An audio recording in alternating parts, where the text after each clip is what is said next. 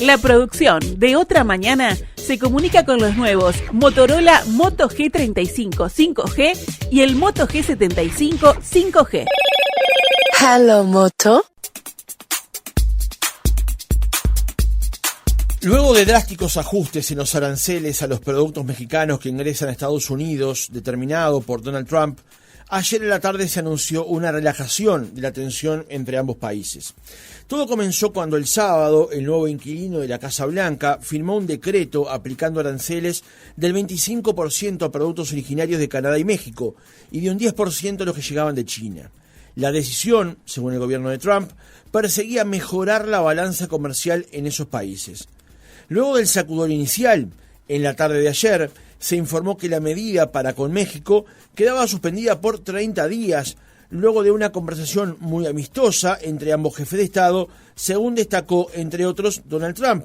Vamos a escuchar lo que decía sobre ese encuentro Claudia Sheinbaum, la presidenta mexicana. Él hizo varias propuestas y finalmente llegamos al acuerdo, que está en el acuerdo que se puso, de poder poner más guardias nacionales en la frontera norte para proteger la frontera y evitar el tráfico de drogas y en particular el tráfico de fentanilo de México hacia Estados Unidos.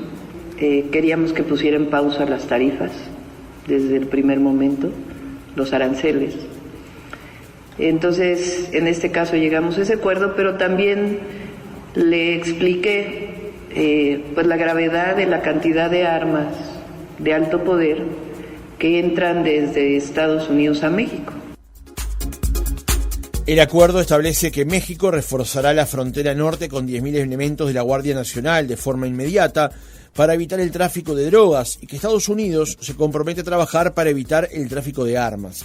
Si bien hay un impasse entre México y Estados Unidos, al que se ha sumado en las últimas horas también Canadá, la situación sigue igualmente tensa con China. Y es más, Trump ha anunciado que los productos provenientes de la Unión Europea también serán objeto de aranceles muy pronto. Con respecto al resto de América Latina, el presidente estadounidense dijo que Estados Unidos no los necesita. How do you see our relationship with Latin America and Brazil? Great. Should be great. They need us much more than we need them. We don't need them. They need us. Everybody needs us. ¿Cómo vienen siendo los primeros pasos de Trump nuevamente en la Casa Blanca? ¿Qué impacto pueden tener estas medidas proteccionistas para todos y especialmente para América Latina y Uruguay? Lo conversamos en nuestra entrevista central con John Moore, analista internacional y docente. Francisco Morales, Otra Mañana. Moore, ¿cómo le va? Buenos días, gracias por atendernos. Buenos días, Francisco, gracias a ustedes y buenos días a la audiencia. El gusto es nuestro por que nos acompañe esta mañana aquí en Oriental. En primer lugar, Moore, para una primera introducción al tema, ¿cómo viene viendo o evaluando los primeros pasos de Donald Trump como presidente de los Estados Unidos? Francisco, yo te estaba escuchando ahora en la presentación y la verdad que hay algo que me gustaría plantear desde el inicio, un poco para darle a la audiencia un cierto marco de orientación de por qué está pasando todo esto, ¿verdad? Esto, no es algo, digamos, que está ocurriendo a nivel aislado, sin ningún tipo de vínculos con otros fenómenos que están teniendo lugar en el mundo hoy en día, ¿no? Entonces, yo diría que primero nos tenemos que ubicar en tres grandes procesos, tres grandes fenómenos que están teniendo lugar hoy en el mundo entero, que están vinculados entre sí, y que están generando este tipo de situaciones, de tipo de procesos, de tipo de fenómenos, como el caso ahora de una segunda presidencia de Trump. Uh-huh. Y con ello, naturalmente, todas estas inestabilidades, estas incertidumbres, estos impulsos que estamos viendo hoy en día, por ejemplo, desde la Casa Blanca, apenas asumió Trump el 20 de enero. Primero tenemos que ver que hay un fenómeno de disfunción política al interior de los países. Lo que estamos viendo, Francisco, es un deterioro cada vez más grande y un cuestionamiento cada vez más grande a las capacidades de la democracia liberal dentro de los sistemas políticos occidentales, ¿no? Desde Europa, Estados Unidos, América Latina. Eso es un primer gran síntoma que estamos viendo hoy en día y producto de ese síntoma son, por ejemplo, personalidades como Donald Trump en Estados Unidos, un Javier Milei en Argentina, un Recuperamos ahora sí la comunicación. Estaba ensayando su primera respuesta, Moore, con respecto a los problemas políticos internos o domésticos de los países. Y el primer ejemplo que ponía era, por ejemplo, el de Javier Milei en Argentina.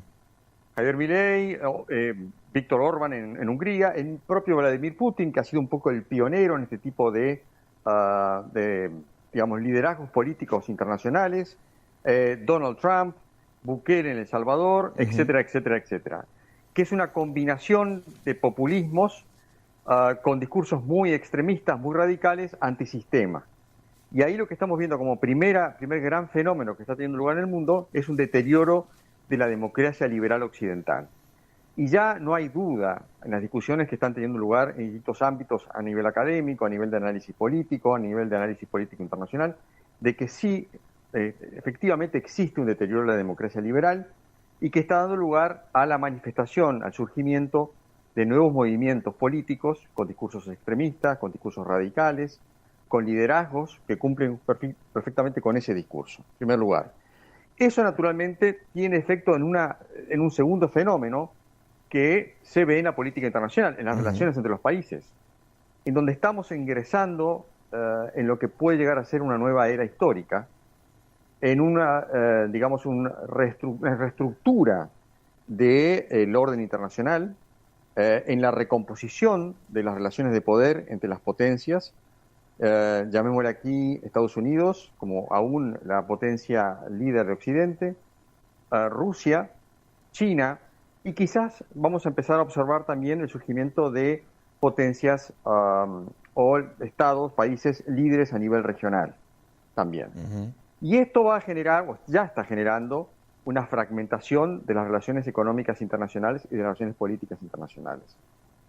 La aplicación de tarifas por parte de Trump contra México, Canadá y China responde precisamente a esta fragmentación de lo que venía siendo la globalización, que arranca en la década del 90, cobra impulso en la primera década del siglo XXI, y ya a partir, digamos, de la década del 2010, después de la crisis financiera del 2008, empieza a deteriorarse, a raíz principalmente quizás de la intensificación del antagonismo, la rivalidad entre China y Estados Unidos, ¿no? Y en tercer lugar, el tercer fenómeno que estamos viendo hoy en día es la influencia cada vez más grande, Francisco, que están ganando lo que se está hoy conociendo, definiendo como la tecnocracia, ¿verdad?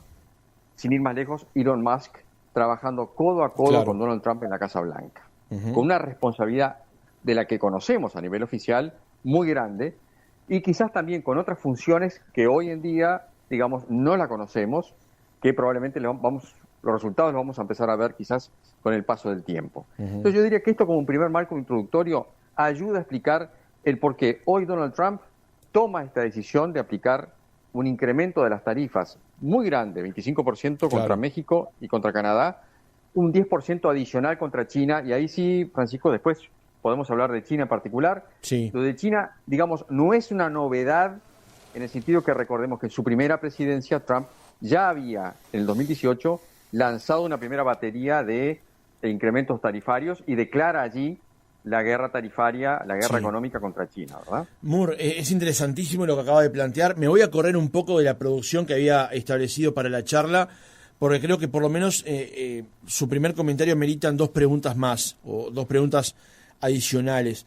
La primera es, cuando estamos advirtiendo esas características actuales de los liderazgos en los países, incluso regionales, es por eso que los expresidentes toman a veces un lugar preponderante en el debate y se expresan a través de cartas y de misivas. Es porque los actuales liderazgos carecen de ciertas características, o por lo menos de valorizar debidamente la democracia liberal. ¿Es así? Absolutamente, lo que estamos viendo, y tú bien lo estás planteando, digamos, la vieja guardia que responde precisamente a ese orden político tradicional, de los partidos tradicionales, de los partidos, digamos, fundacionales, en el caso, por ejemplo, de Europa, la socialdemocracia, la democracia cristiana, los partidos del centro, los partidos de la derecha, del centro, los partidos de la izquierda, el socialismo español, Francisco, de Felipe González, el socialismo francés, de Mitterrand, digamos, estos partidos que fundaron la Europa moderna después de la Segunda Guerra Mundial, bueno, están en retirada en retirada a nivel numérico, lo están en retirada a nivel de propuestas, a nivel de relevancia en las sociedades, ¿verdad? Lo mismo está pasando en Estados Unidos. O sea, hoy es difícil hablar de un partido republicano ante lo que supuestamente Trump representa de ese partido republicano. Es muy difícil asociar a un perfil como el de Donald Trump con lo que es un poco las características tradicionales del Partido Republicano. Y un Partido Democrático que está con una crisis de sucesión, lo hemos visto en lo que ha sido el fracaso de su propuesta a nivel de la candidatura de Kamala Harris, que no tuvo ningún tipo de relevancia a nivel de votante. Y allí el sistema político americano, un sistema que se caracteriza por ser muy sólido en la alternancia de los dos partidos, está también en una crisis. O sea, lo que podemos definir como la cuna de la democracia liberal de Occidente está atravesando también una crisis muy grande. Uh-huh. Se habla, Francisco, también del resurgimiento de viejas ideologías nefastas que causaron tragedias a nivel humano y llevaron al mundo a una guerra. Estamos hablando de la emergencia de un neofascismo y de un neonazismo, en el caso de Alemania, en el caso de Italia, en el caso de Francia. Acaba de salir publicado un libro, ya está en español, de un periodista italiano que se llama Síndrome 1933, que plantea una tesis muy interesante. Estamos entrando en un paralelismo histórico que tiene vínculos comunicantes, vínculos comunes, un común denominador con la década de 1930, que fue la década en la cual se gestó, se larvó el nazismo y el fascismo en Europa. Claro. Entonces, estamos en una crisis de la democracia liberal y esa crisis se manifiesta y se proyecta también en las relaciones internacionales, ¿verdad? Uh-huh. Entonces, estamos viendo una especie de tormenta perfecta en ese sentido, con estas fuerzas, estos factores, estos fenómenos que se van retroalimentando entre sí. Uh-huh. Otra cosa que se advierte de lo que fue su primera respuesta es esta cohorte que hay hoy al lado de Trump, de Jeff Bezos, de Zuckerberg. Exacto. Y de los otros grandes jugadores de la tecnología. Y uno se puede preguntar si esto responde a esta nueva oligarquía estadounidense, la que antes era Andrew Carnegie o Rockefeller, o JP Morgan, o Cornelius Vanderbilt, si estos nuevos jugadores son aquellos del pasado, digamos. Dos puntos al respecto de eso y muy buena observación, Francisco. Para terminar de responder la primera pregunta, la vieja guardia presidencial de los representantes de estos partidos, que hoy están advirtiendo de este deterioro, tienen también un espejo en lo que es el círculo íntimo, el círculo más cercano a nivel de lo que es el poder en los tiempos históricos correspondientes. Y ahí vamos precisamente tú a lo que acabas de mencionar. Lo que se conocían en inglés como los robber barons, uh-huh. Los empresarios fundacionales de los Estados Unidos modernos, ¿verdad? La modernización de los Estados Unidos ya con la cresta de la ola de la revolución industrial que da lugar al desarrollo de Estados Unidos a partir ya de la primera década del siglo XX, ¿verdad? Bueno, yo diría que acá hay una diferencia muy grande a tener en cuenta, que es, había sí una relación entre el poder político y el poder empresarial, el poder económico, sin duda alguna. Lo que tenemos que ver en este caso ahora, la diferencia es que digamos, el poder económico de esta tecnocracia tiene una capacidad distorsiva, una capacidad de influencia que está creando una nueva realidad. Los empresarios tradicionales hacían vías de tren, sacaban petróleo de la tierra, prestaban dinero, eran banqueros. O sea, se dedicaban a actividades tradicionales de la economía que no tenían un segundo efecto disruptivo, claro, en ese sentido.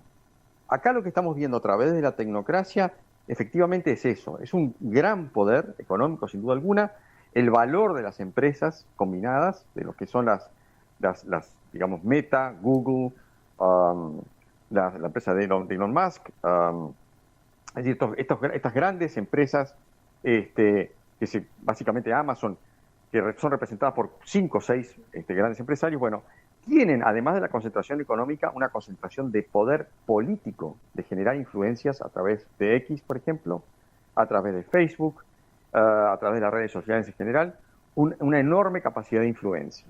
y ya entraron directamente al poder. A través de Elon Musk estamos viendo algo que no veíamos o no vimos en esa época, en esa primera época de estos varones empresariales a principios del siglo XX. Elon Musk tiene un poder en sí dado por Donald Trump muy grande. Sí, de hecho ayer ocurrió esto que él anunció el cierre de USAID y finalmente Marco Rubio tuvo que salir a enmendarle la plana después, ¿no? Exactamente. Y vamos a ver de estos tropezones, de estos vaivenes, digo, en forma bastante regular, porque no hay, al interior de este gobierno, de esta administración, no hay un orden establecido, no hay una planificación. Lo que estamos viendo son golpes de efecto, por ejemplo, que no tienen una coherencia en sí, no responden a un plan, no tienen una argumentación a favor. Nos tenemos que preguntar, Francisco, cómo Estados Unidos, cómo Donald Trump puede aplicarle tarifas a Canadá y México cuando son socios estratégicos de lo que era primero el NAFTA, de lo que es un bloque económico, un bloque comercial. Digo, es algo que no tiene mucho sentido, es una gran contradicción, ¿verdad? Entonces, en vez de reforzar esos vínculos que Estados Unidos lo va a necesitar cada vez más en la medida que se va alejando de China, necesita de socios que tengan la capacidad de producir lo que China está dejando de producir para Estados Unidos y para Occidente en general. Entonces, es un contrasentido lo que estamos viendo en ese sentido. Entonces, volviendo un poco a la influencia de estas tecnocracias, es una influencia muy peligrosa, con poderes, digamos, de alterar la forma en la que la gente en las sociedades ve la realidad y concibe la realidad. Se le ha asignado en muchos procesos electorales a las redes sociales, por ejemplo, la capacidad de haber creado opiniones desfavorables, por ejemplo, a un determinado candidato, o inclusive posiciones desfavorables hasta el propio sistema democrático. Si uno lee un poco las investigaciones que han surgido en los últimos años de los efectos de las redes sociales en los procesos electorales, por ejemplo, en Europa, uno empieza a constatar y darse cuenta de que efectivamente hay una relación directa, lineal, entre la manipulación de las redes sociales o la no intervención, digamos así, a nivel restrictivo de las redes sociales para evitar justamente esta manipulación, para crear enojos, para crear crispaciones, para alimentar esas crispaciones, para alimentar esos enojos, que en definitiva se vuelcan en contra del sistema político. Y eso es algo que lo acabamos de ver también hace poco tiempo atrás, cuando el propio presidente de Meta, el fundador de Meta, de Facebook, Mark Zuckerberg, que levantó las restricciones a nivel o las barreras de contención a nivel de lo que son las opiniones, digamos, o las verdades falsas, que justamente lo que se pedía era aumentar aún más los controles en contra de la difusión de estas fake news. Claro. Bueno, Zuckerberg levantó precisamente esos controles y lo que alimenta aún más en este contexto que estamos viendo ahora la posibilidad de que esta distorsión sea más fuerte, ¿no? Y más dañina, naturalmente. Moore, yendo a lo que ocurrió este fin de semana, se firmó el sábado por parte de Trump una orden ejecutiva que aumentaba los aranceles a México y Canadá en un 25%. Correcto. Y a China en un 10%. Había una excepción con el petróleo canadiense cuyo arancel se establecía en el 10%. La pregunta es, ¿qué es lo que busca Trump con estas medidas? Y sumo para la respuesta este otro dato. Ayer finalmente hubo una relajación de estas medidas, tanto con México como con Canadá, después de sendas conversaciones con los presidentes de ambos países. En el caso de Trudeau, incluso un presidente que está ya en camino de salida. Pero ayer, la periodista Vera Bergengruen, una colega uruguaya que ahora trabaja en el Wall Street Journal, publicó un tuit que decía déjà vu. Lo publicó ayer. Y era un tuit que Donald Trump escribió el 7 de junio de 2019. Hago la traducción simultánea. Dice: me complace informarles que Estados Unidos de América ha llegado a un acuerdo firmado con México. Los aranceles que Estados Unidos tenía previsto aplicar el lunes contra México quedan suspendidos indefinidamente. México, a su vez, ha acordado tomar medidas enérgicas para contrarrestar la migración.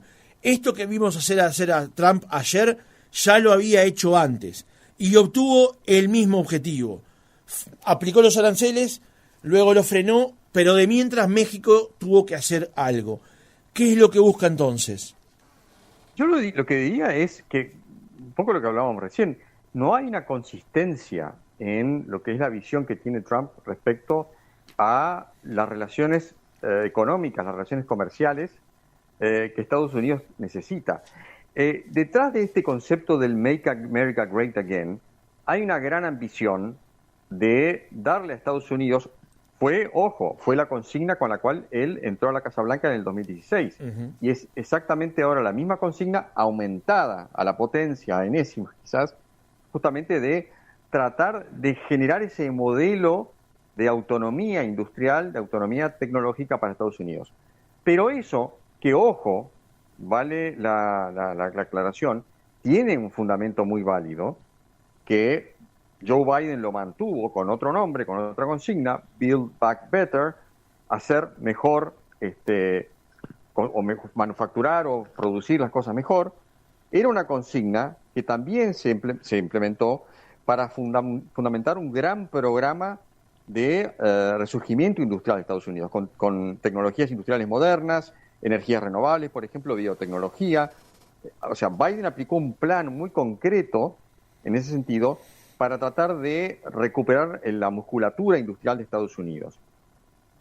Trump quizás se quedó en su primer gobierno con la consigna más que con los hechos, y ahora en su segundo mandato quizás está tratando justamente de llevar eso adelante. Ahora lo está llevando adelante de una manera muy contradictoria, porque repetimos, Estados Unidos necesita tener vínculos comerciales con el resto del mundo y sobre todo necesita tener relaciones comerciales y económicas estratégicas con países vecinos como Canadá y México, y además que tengan la capacidad de producir aquellos bienes que para Estados Unidos es muy caro producir en su propio territorio, y que además está tratando justamente de desacoplarse en esa dependencia de manufactura con China, por el antagonismo, por la rivalidad cada vez más hostil que están teniendo China y Estados Unidos, que es una realidad a la que estamos yendo en forma cada vez más rápida. Entonces, quizás alguien le tiene que soplar al oído, quizás sea, por ejemplo, Marco Rubio, quizás sea gente allegada a lo que es el círculo económico de su gobierno, es decir, decirle al oído que necesita a México, necesita a Canadá, y lejos de aplicarle más tarifas, necesita fortalecer los vínculos comerciales. En México, Francisco, se ha estado un fenómeno en los últimos años de llegada de empresas que se están instalando allí para producir para Estados Unidos, para el mercado de Estados Unidos. Son empresas que estaban produciendo en China, que habían tercerizado su producción a China, por ejemplo, y ahora ven en México, por ejemplo, un país en el cual es posible producir por la cercanía que tiene, claro, es un país fronterizo con Estados Unidos. Entonces, hay quizás un golpe de la realidad, una vez más, con la cual Trump está chocando nuevamente en forma más rápida ahora, y yo creo que esos golpes contra la realidad van a ir moldeando un poco lo que vamos a llegar a ver en los próximos meses, el plan definitivo, ¿no? Es decir, la propia realidad educa, la realidad muestra sus durezas, sus bordes, ¿verdad? Y esa realidad le va a dar quizás a Trump la forma definitiva en la orientación económica que tiene que tener, porque detrás de Trump tiene que haber un conjunto de bien pensantes que entienden, repito, de que Estados Unidos necesita más que nunca de socios comerciales. Y esa frase que él dice en esa extraña puesta en escena que hizo mientras firmaba las órdenes ejecutivas y atendía a los periodistas, allí surge la pregunta de la periodista brasilera con respecto a América Latina, la realidad también le va a mostrar que está muy equivocado, porque en los próximos años América Latina para Trump va a ser fundamental en el suministro de materia prima estratégica, ¿no? Y en la posibilidad también de tercerizar producción industrial o de alto valor tecnológico en algunos países latinoamericanos. Ahora vamos a profundizar sobre el vínculo sobre América Latina, pero usted planteaba recién entonces cuáles eran las improntas de Trump con el vínculo con México, y uno advierte allí que la forma en la que, estrangula de alguna manera o pretende hacerlo Trump, también tiene una derivación que es una de seguridad vinculada al tema de las fronteras, el tráfico de drogas y de armas. Exacto. Y demás. ¿Cuál usted entiende que es la razón por la cual hostiga de la manera en la que lo hace a Canadá? Que no solamente busca aplicar aranceles que ahora también están en suspenso por 30 días, sino que ha dicho livianamente que a Canadá habría que anexarlo como el Estado 52. Eso, yo diría, la explicación que uno puede encontrar hoy responde a la mentalidad de Donald Trump, a su discurso, a su narrativa, a su visión de ver la realidad. Es decir, no hay ningún motivo, no hay ningún fundamento objetivo, insisto, como para poder fundamentar una idea como esa, es decir, de anexar a Canadá. Canadá es un país independiente, es una de las principales, está en el grupo de los 7 principales economías del mundo, es un referente, Francisco, más allá de la crisis por la cual ha atravesado Trudeau recientemente, pero es un país políticamente muy estable. Además es integrante de la Commonwealth, además de Canadá, ¿no? Eso es exactamente, pequeño gran detalle, es integrante del Commonwealth británico. Es decir, son frases, son ideas que, de nuevo, la realidad se encarga después de aterrizar y darle la dimensión que corresponde. Uh-huh. No vamos a ver a un Canadá anexado a Estados Unidos, sin duda alguna. Vamos a ver probablemente, una vez que se calmen las aguas, una normalización de las relaciones comerciales. Quizás vamos a ver que este arancel del 25% no se va a terminar aplicando, porque, de nuevo, insisto mucho en eso, la realidad va a terminar moldeando la política internacional de Trump y, dentro de la política internacional, la política económica, comercial que va a tener que tener con los países. Con México, la situación de la frontera sí, naturalmente es un factor de crisis permanente. Allí hay que ponerle orden. Quizás allí sí Trump está utilizando el componente económico para apretar a México en esta nueva presidencia ahora de Claudia Sheinbaum, para decirle, bueno, a la presidenta tiene que tomar medidas de fondo del lado de ustedes para cortar con la inmigración y para cortar con el narcotráfico. Sin duda alguna, en particular lo que ahora les quita el sueño al gobierno de Trump y le quitaba el sueño también a Biden, que es el tráfico del fentanilo, ¿no? Claro. Entonces, toda esa frontera que es muy caliente, que no lo es la frontera con Canadá, es algo que sí ambos países tienen que resolver. Ahora, no se resuelve justamente con una penalización a nivel económico, e insisto, con un socio comercial estratégico como es México para Estados Unidos. Uh-huh. Eso es algo que es completamente erróneo en el criterio y en la medida que se aplica. Ahora, el oyente Guillermo, del teléfono que termina en 793, nos hace un apunte, quiero saber su opinión sobre eso, Moore. Dice, Trump está dejando en ridículo a la diplomacia. Lo que se pretendía lograr con cócteles, cenas y diálogo regados con whisky, él lo está consiguiendo con pragmatismo. ¿Es otra forma de ver lo mismo? Bueno, pero el pragmatismo tiene muchos matices, muchas gradientes, ¿verdad? Y yo diría que la diplomacia, dentro de lo que es su repertorio de instrumentos de negociación, también tiene varias instancias y varias gradientes. Entonces, aquí lo que estamos viendo con Trump es precisamente un movimiento muy radical hacia un extremo de una aplicación que yo diría que es una especie de diplomacia económica, diplomacia comercial, que cae dentro de lo que hoy se define como la geoeconomía, es decir, el uso del poder económico en contra de un país, de un Estado con respecto a otro, ¿verdad? En contra de otro.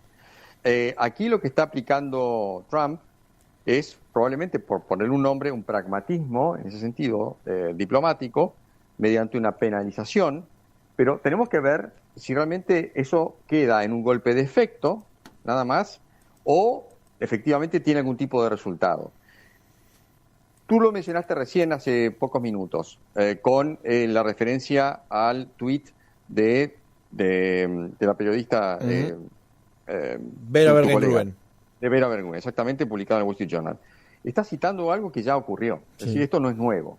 Y el resultado no fue muy bueno, porque en definitiva después vino el gobierno de Biden y los problemas en la frontera con México se agudizaron inclusive, ¿no? A nivel de lo que fue el tráfico de drogas, en lo que fue justamente el cruce de inmigrantes. O sea, hubo una crisis muy grande en la frontera con México que tuvo que enfrentar el gobierno de Biden. Entonces, no funcionó tampoco. Entonces, evidentemente, aquí hay que buscar un punto intermedio, es decir, una diplomacia efectiva que evite el choque, evite el conflicto.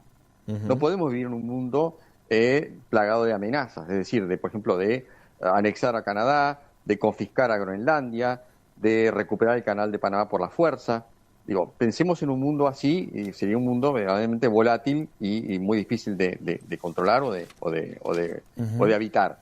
Entonces, quizás, lo que estamos viendo son precisamente golpes de efecto, estos grandes anuncios, estas grandes medidas, pero de nuevo, el rebote de esas medidas es lo que nos está mostrando. Es que es inviable, es muy poco factible de llevar adelante este tipo de medidas.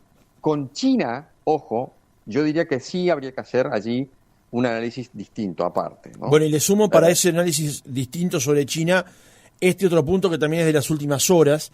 El secretario de Estado de Estados Unidos, Marco Rubio, dijo que valora como un gran paso la decisión de Panamá de no renovar un acuerdo que tenía con China destinado a financiar infraestructura vinculada al Canal de Panamá. Nuevamente aquí hay una diatriba de Trump en contra de los vínculos que eventualmente tenga Panamá con China, el vínculo sobre el Canal de Panamá, los panameños que defienden esa infraestructura para ellos, pero que finalmente, después de toda esa retórica, el gobierno de Panamá da un paso en no renovar ese acuerdo con China, con los impactos que esto puede tener para Panamá, no solamente por el Canal de Panamá, ¿no? Exacto. Lo que tenemos que ver es ponerle bien el foco a cuál era la presencia concreta de China en lo que es el Canal de Panamá. Si uno ve un poco los anuncios, los primeros anuncios de Trump para con la situación o con el vínculo de China con Panamá con respecto al canal, si vamos a hilar fino, nos damos cuenta de que realmente el vínculo concreto era la operativa de una empresa china cuyo dueño tiene sede en Hong Kong, o sea, no es una empresa que depende del Estado chino, a diferencia de otras empresas que operan en América Latina, sino que se trata de una empresa que administra un cierto componente en la operativa del canal, no opera el canal entero, ni mucho menos, y que tenía cierta presencia allí, la tiene todavía. Entonces, es una situación de privados que operan allí en el Canal de Panamá, como operan otras empresas también internacionales. Ahora, ¿qué hay que tener en cuenta en el contexto particular del Canal de Panamá, Francisco? Es que el Canal de Panamá es quizás una vía estratégica hoy que tiene una importancia o va a tener una importancia cada vez mayor. En un mundo que va a estar mucho más fragmentado a nivel geopolítico, en un mundo con una tendencia más hacia la conflictividad, el cruce interoceánico que ofrece el Canal de Panamá para flotas mercantes es cada vez más importante. Y allí Estados Unidos, en particular ahora el gobierno de Trump, está poniendo los ojos a una zona estratégica para los intereses de Estados Unidos y que está vinculada precisamente a los intereses que puede llegar a tener o que debería tener Estados Unidos para con el resto del continente. Es decir, el Canal de Panamá es un componente de la logística de carácter estratégico, pero también lo es a nivel estratégico en América Latina respecto a la infraestructura que tiene hoy en día a manos de China, lo es en lo que es con los acuerdos comerciales que tiene China con los países latinoamericanos, en lo que es la explotación de recursos naturales de América Latina también. Allí China, ante el descuido de Estados Unidos para con la región, ha logrado grandes ventajas, logrado grandes avances. Sin ir más lejos, se acaba de inaugurar el puerto de Chancay en Perú. Es un puerto que lo va a operar China, con infraestructura puesta por China, construido por China. Es un puerto que ha, levantado las alertas en Estados Unidos, precisamente porque es un gran paso por parte de China de establecer allí una base de operaciones portuarias de cara al Pacífico. En Chile, por ejemplo, hay una inquietud creciente por el grado de avance y penetración que ha tenido China en lo que es la generación y distribución de electricidad, operando algunas empresas de energía eléctrica en un sector que es estratégico para cualquier país, ¿verdad? La generación y distribución de electricidad, de energía. Entonces, solamente para citar algunos ejemplos de la presencia que China ha ganado en América Latina y que indudablemente en este estado de conflictividad que están teniendo Estados Unidos y China y que probablemente van a seguir teniendo, naturalmente que esto va a tener que llamar la atención y contradice esa frase de Trump de que nosotros necesitamos más Estados Unidos que Estados Unidos a América Latina. No es así. Estados Unidos necesita América Latina, la va a necesitar cada vez más, sin duda alguna, y de nuevo, quizás lo vamos a ver un poquito más adelante, con el transcurso del tiempo, con el pasaje del tiempo en este gobierno de Trump, vamos a ver precisamente un cambio de orientación.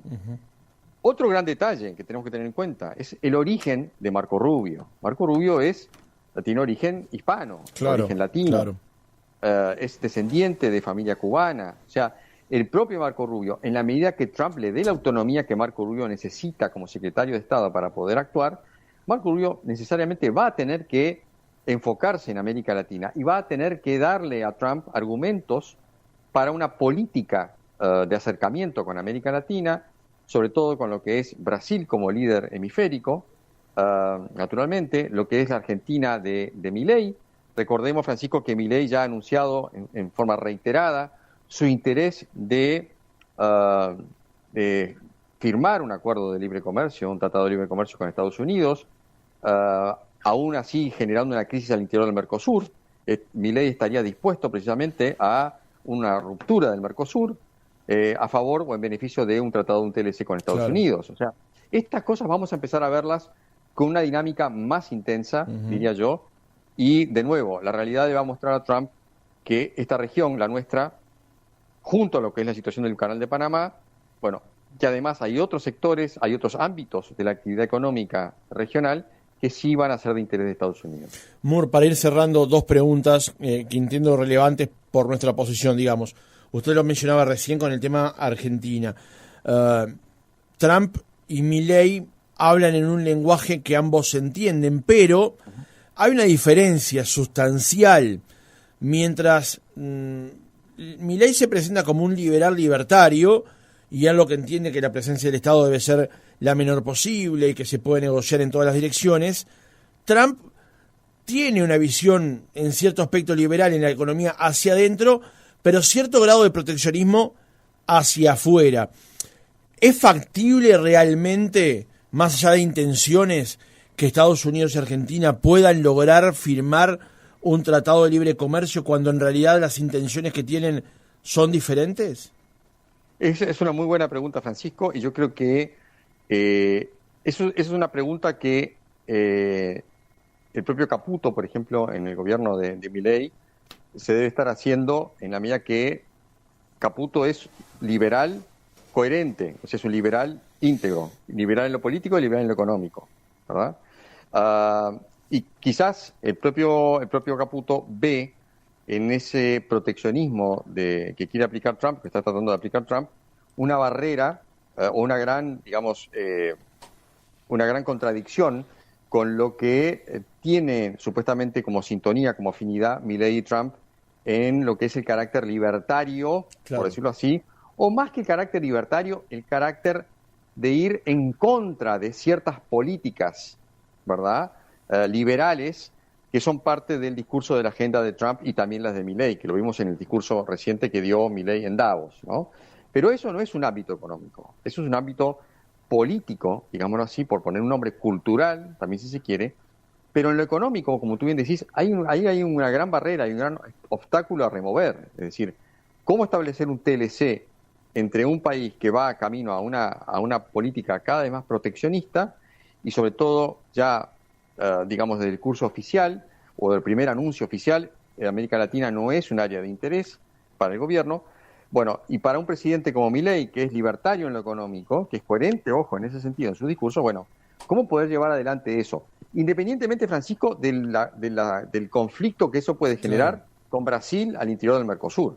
Solamente desde lo que es la bilateralidad, de la visión bilateral entre ambos países, ¿cómo poder llegar a iniciar una negociación, una conversación con esas visiones distintas? Bueno, de nuevo, para mí lo que habría que esperar es un aterrizaje de la realidad en la Casa Blanca, en el escritorio de Trump, de darse cuenta definitivamente de que sí necesita establecer relaciones comerciales o mejores relaciones comerciales con sus socios estratégicos a nivel geopolítico, a nivel de ideología, y allí precisamente tratar de buscar maneras de mejorar las relaciones económicas en ese sentido. Y quizás haya una oportunidad para Argentina para establecer un TLC con Estados Unidos. Quizás podamos asistir por la fuerza de los hechos en el futuro, en los próximos meses, en los próximos años, a fuerzas, digamos, difíciles de contener a nivel de lo que es a nivel regional, que en definitiva la posición de Lula en Brasil termine alineándose también con Trump, con Estados Unidos, por la fuerza de los hechos, por el realismo económico, porque Brasil va a necesitar de Estados Unidos quizás también. A la hora, Francisco, de medir, de evaluar los vínculos comerciales con Estados Unidos o con China, como las dos potencias económicas que hoy están, digamos, controlando el mundo en ese sentido, bueno, yo diría que en algún momento también Brasil va a tener que tomar una decisión con respecto a con qué se va a alinear. Quizás allí va a haber una presión por parte de Washington, de Estados Unidos, para con Brasil respecto a su alineamiento geopolítico y económico. Uh-huh. Y eso quizás sea una ventana de oportunidad para que nuestra región fortalezca un poco más los vínculos con Estados Unidos a nivel económico, porque vamos a descubrir quizás ahí un ámbito de intereses comunes. Uh-huh. Pero hoy es muy difícil, a lo que tú decís, hoy es muy difícil buscar un punto de intermedio, un punto de afinidad común entre la visión de Trump de cerrar a Estados Unidos a nivel económico, de buscar una autonomía a nivel económico por parte de Estados Unidos, en detrimento de lo que pueden llegar a ser sus socios comerciales en potencia. Uh-huh. Para mí, la realidad le va a mostrar a Trump que eso no es viable y que la economía de Estados Unidos tiene y necesita depender de socios estratégicos. Y Argentina, en el gobierno de Milei, también aspira a abrir su comercio, a estabilizar definitivamente su economía, naturalmente, en primer lugar, pero también a mejorar sus relaciones comerciales. Nosotros en Uruguay necesitamos también abrir nuestros vínculos comerciales más que nunca. Uh-huh. Y a eso apuntaba la última pregunta, Moore, para ir cerrando, porque estamos un poco pasados ya de la hora. El presidente de la República, Luis Lacalle Pou, en una intervención que realizó en un foro internacional hace un tiempo, ya prácticamente a comienzos de esta administración, dijo que el error que cometía la gestión Biden era mirar a América Latina desde la frontera con México hasta Tierra del Fuego de la misma manera, sin advertir las realidades o las diferencias que pueden existir entre otros países. Tiempo después de eso, en ese momento, cuando Lacalle hizo ese comentario, Estados Unidos no tenía ni siquiera embajador en Uruguay, había encargado de negocios. Tiempo después llegó un embajador, tiempo después hubo reuniones con senadores y diputados americanos que llegaron hasta Uruguay y se los alojó en la residencia presidencial de Anchorena. Se iniciaron peticiones de esos legisladores en el Senado y en diputados en Estados Unidos para que el tratamiento comercial con Uruguay fuera diferente. Amparo Mercader ha dado cuenta de eso en sus redes sociales. Quiero decir, no es post hoc ergo propter hoc, porque el presidente haya dicho eso, que eso pasó luego, pero en los hechos eso terminó pasando. Ahora enfrentamos dos cambios de gobierno, el primero que ya pasó en Estados Unidos y ahora el que enfrentamos aquí a partir del 1 de marzo. La pregunta es, ¿qué tipo de relación tenemos o podemos esperar entre Trump y América Latina y en particular entre Estados Unidos y Uruguay? Yo creo, Francisco, que acá la palabra clave para definir lo que puede llegar a pasar en los próximos meses y en los próximos años de esta administración, la entrante acá en Uruguay, la presidencia de Yamandu Orsi, y la que ya entró en funcionamiento en Estados Unidos con Trump a partir del 20 de enero, la palabra clave acá es pragmatismo.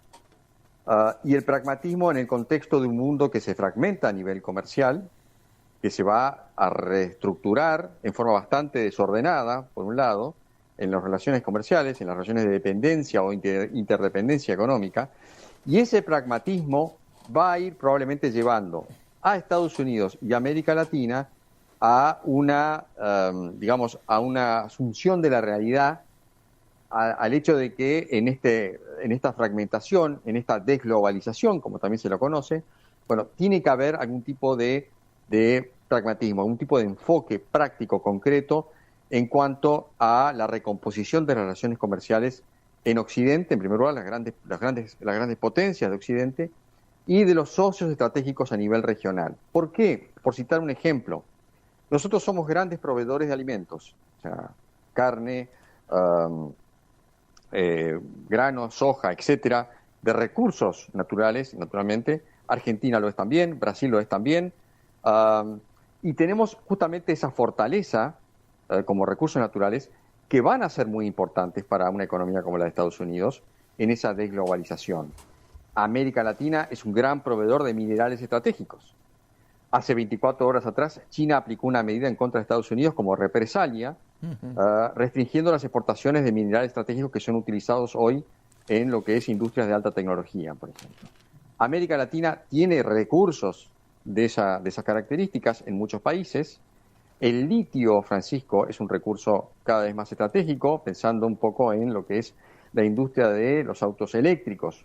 Entonces, América Latina tiene la posibilidad, el potencial, dentro del cual naturalmente está Uruguay, de poder ofrecer a ese mundo que se reestructura a nivel comercial estos recursos, y en la medida que impere ese pragmatismo va a ayudar a estabilizar las relaciones y a buscar justamente un vínculo de interdependencia que sea beneficioso para ambas partes.